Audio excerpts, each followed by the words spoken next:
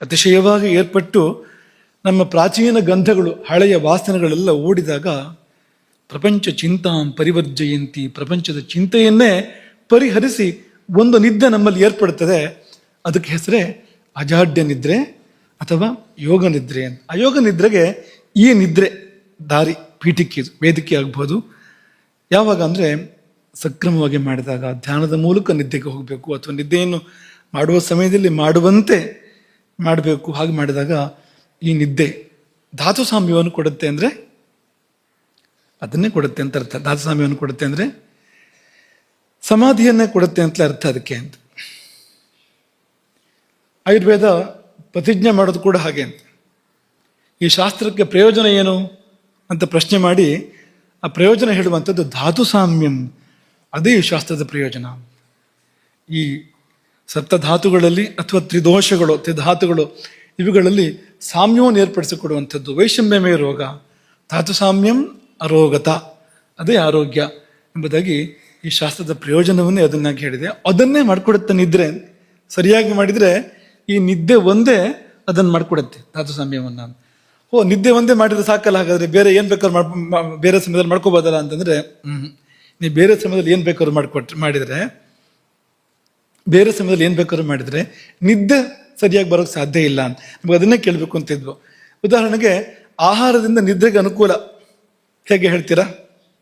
ಪಾಠ ಆಗಿದೆ ನಿಮಗೆ, ಪ್ರವಚನ ಆಗಿದೆ. ಆಹಾರ ನಿದ್ದೆಗೆ ಸಹಾಯ ಮಾಡುತ್ತೆ. ಒಂದು ಉದಾಹರಣೆ ಕೊಡಿ. ನಿನ್ನೆ ನಾವು ಹೇಳಿದ್ದನ್ನು ಹೇಳಿ ನೋಡೋಣ.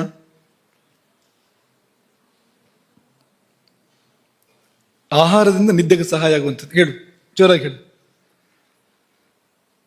ಹೇಳಿ, ಯಾರಾದ್ರೂ ಒಬ್ರು ಹೇಳಿ.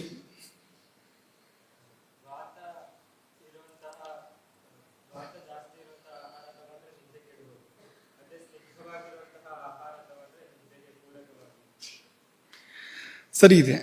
ಅಂದರೆ ವಾತಪ್ರಧಾನವಾದ ಆಹಾರವನ್ನು ಜಾಸ್ತಿ ತಗೊಳ್ಳದೇ ಇರೋದು ಅಂತ. ಅಂದರೆ ವಾತಪ್ರಧಾನ ಆಹಾರವನ್ನು ಬಿಡಬೇಕು ಅಂತ ಹೇಳೋಕ್ಕಾಗೋದಿಲ್ಲ. ಯಾಕೆಂದರೆ ಅದು ಬೇಕಲ್ವಾ, ಶರೀರಕ್ಕೆ ವಾತವೂ ಬೇಕು. ಅದಿದ್ದರೆ ನಾವು ಚಟುವಟಿಕೆ ಮಾಡೋಕ್ಕೆ ಸಾಧ್ಯ ಇಲ್ಲ. ಈ ಕ್ರಿಯೆ ಅನ್ನೋದೇ ವಾತದಿಂದ ಅಂತ.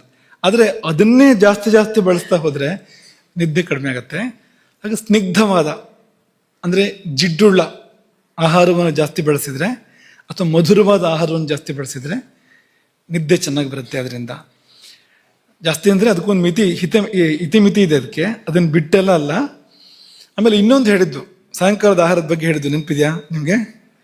ಸಂಜೆ ಆಹಾರವನ್ನು ಸಾವಕಾಶಸ್ತು ಯೋಭುಂಕ್ತೆ, ಸ್ವಲ್ಪ ಜಾಗ ಇಟ್ಟು ಮಾಡಬೇಕು ಅಂತ. ಸಾಯಂಕಾಲದ ಆಹಾರವನ್ನು ಒಂದು ಸ್ವಲ್ಪ ಹೊಟ್ಟೆ ಜಾಗ ಇಟ್ಟು ಕಿಂಚಿದೂನಂ ಸ್ವಲ್ಪ ಕಡಿಮೆ ಊಟ ಮಾಡಬೇಕು. ಅದು ಕೂಡ ಹೌದು. ಊಟ ಮಾಡಿ ಕಫಕಾಲದಲ್ಲೇ ಮಲಗಬೇಕು. 1-1.5 ಗಂಟೆ ಒಳಗೆ ಮಲಗಬೇಕು ಊಟ ಮಾಡಿ. ಇಷ್ಟು ಮಾಡಿದಾಗ ನಿದ್ದೆಗೆ ಸಹಾಯ ಮಾಡುತ್ತೆ. ಅಂದರೆ ಯಾಕೆ ಹೇಳಿದ್ವು ಅಂದರೆ, ಕೂತ್ಕೋ,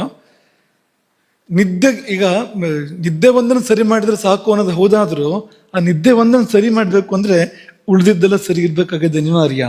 ಆಹಾರ ಸರಿ ಇರಬೇಕು, ವಿಹಾರ ಸರಿ ಇರಬೇಕು, ಇಲ್ಲದಿದ್ರೆ ನಿದ್ದೆ ಸರಿ ಇರೋದಿಲ್ಲ.